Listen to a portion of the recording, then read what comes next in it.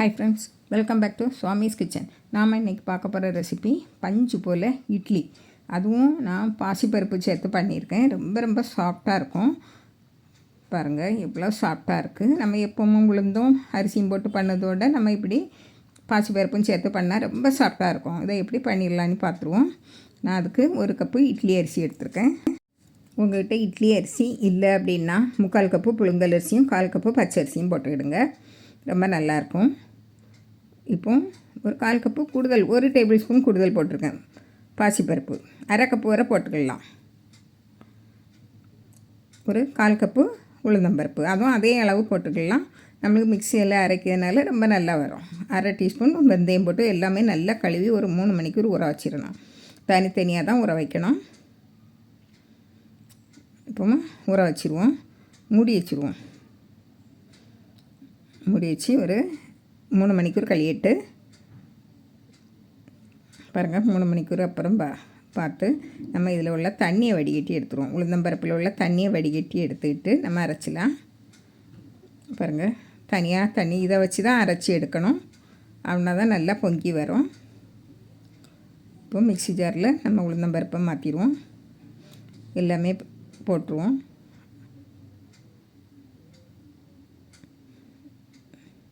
கொஞ்சமாக தண்ணி விட்டு அரைங்க.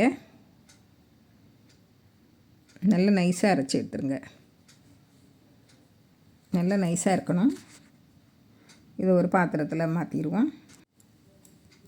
இனிமேல் நம்ம அரிசியும் அரைச்சி எடுத்துருவோம். அரிசி அரைக்கிறதுக்கும் நம்ம ஒரே நேரமாக அரைச்சி எடுத்துடலாம். நம்ம 1 கப்பு தான் அரிசி போட்டிருக்கோம். இப்போ கொஞ்சமாக தண்ணி விட்டு நான் மீதி இருக்க தண்ணியை விட்டாச்சு அரைச்சி எடுத்துருவோம். பாருங்கள், இதுவும் நல்லா நைஸாக இருக்கணும். இது கொஞ்சம் கெட்டியாக அரைச்சி விடுங்க. பாருங்கள் இப்படி இருக்கட்டு. இப்போ நம்ம மிக்ஸி ஜார் அலசி கொஞ்சமாக தண்ணி, ரொம்ப அதிகமாக விட வேண்டாம், கொஞ்சமாக தண்ணி விட்டு ஒரு 1/2 டீஸ்பூன் உப்பும் போட்டு நல்லா கையால் கலந்து விடுங்க. இது ஒரு 8 மணிக்கூர் இல்லைன்னா 6 மணிக்கூரே புளிச்சா போதும். நல்லா பொங்கி வந்துடும். இப்போ இந்த பாத்திரம் காணாது, நான் வேறு பாத்திரத்துக்கு மாற்றி வைக்க போகிறேன். பாருங்கள், வேறு ஒரு பெரிய பாத்திரத்துக்கு மாற்றி வைக்க போகிறேன். இந்த பக்கத்தில் இருக்கட்டு. இப்போ இதை மூடி வச்சிடலாம். நாளைக்கு பார்க்கலாம். காலையில் குறைஞ்சது ஒரு 8 மணிக்கூர் போதும். அதுக்கு மேலே வைக்க வேண்டாம். நம்ம பாசிப்பருப்பு சேர்த்தனால சீக்கிரமாக புளிக்க ஆரம்பிச்சிடும்.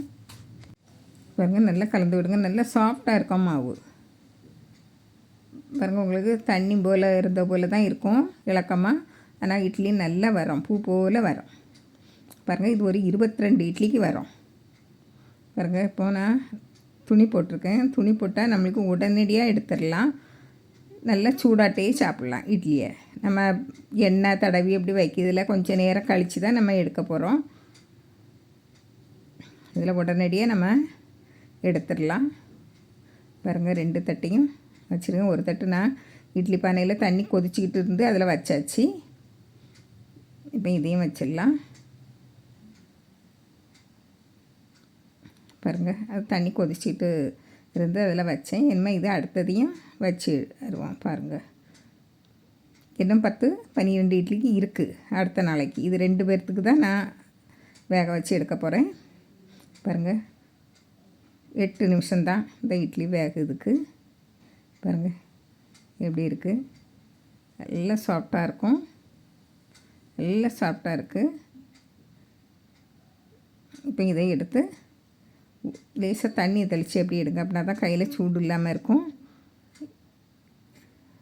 பாருங்க எவ்வளோ பஞ்சு போல் இருக்குன்னு பார்த்தாலே தெரியும். நான் சின்ன சின்ன இட்லியாக தான் விட்டுருக்கேன்.